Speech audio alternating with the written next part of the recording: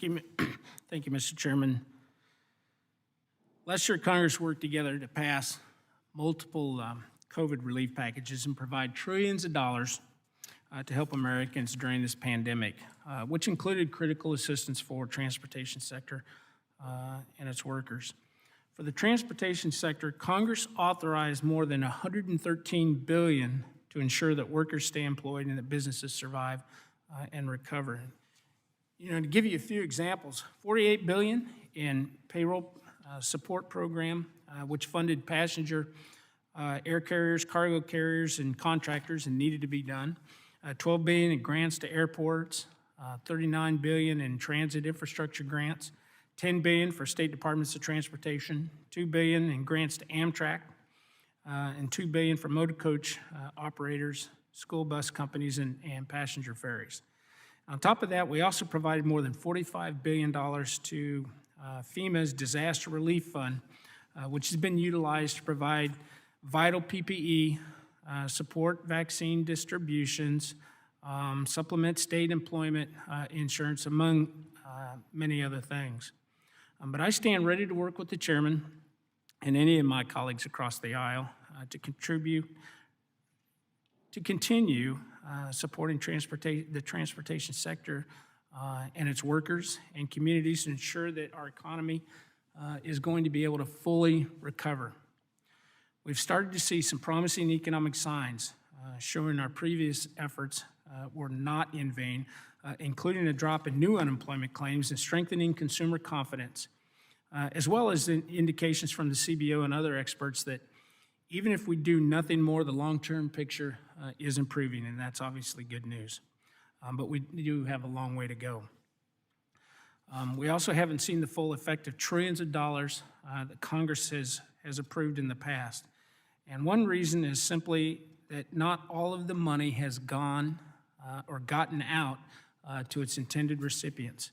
And just to give you a few examples, Amtrak still hasn't spent the $1 billion that they received in the last package. Of the $39 billion that was provided to transit, 60% of that money hasn't been spent. $2 billion for the motor coach industry that we approved hasn't made its way to those struggling businesses yet. And as of this month, $2 billion for airports hasn't yet been distributed, and it's not surprising. You know, it's barely been a month since Congress provided the last wave of assistance, so it's completely understandable. To me, the most appropriate course of action would be to ensure that money that we've already approved actually gets into the hands of the intended recipients before we approve trillions more in new spending. Then we can see if it's having the intended effect, and we can make certain that we understand where there's still need and provide the resources to those areas instead of just plunging ahead. We should not be involved in a partisan rush 3 weeks into a new administration that has publicly pledged itself to bipartisanship. The majority's first resort should not be to use a budget reconciliation process instead of developing legislation with thoughtful bipartisan solutions. And I do want to associate myself with the chairman's remarks when it comes to reconciliation. I don't care if it's Republican or Democrat majorities.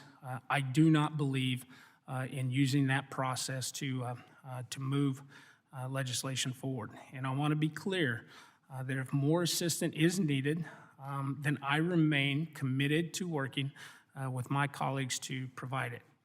However, this should be done in a bipartisan fashion to ensure that we are being good stewards of taxpayer dollars.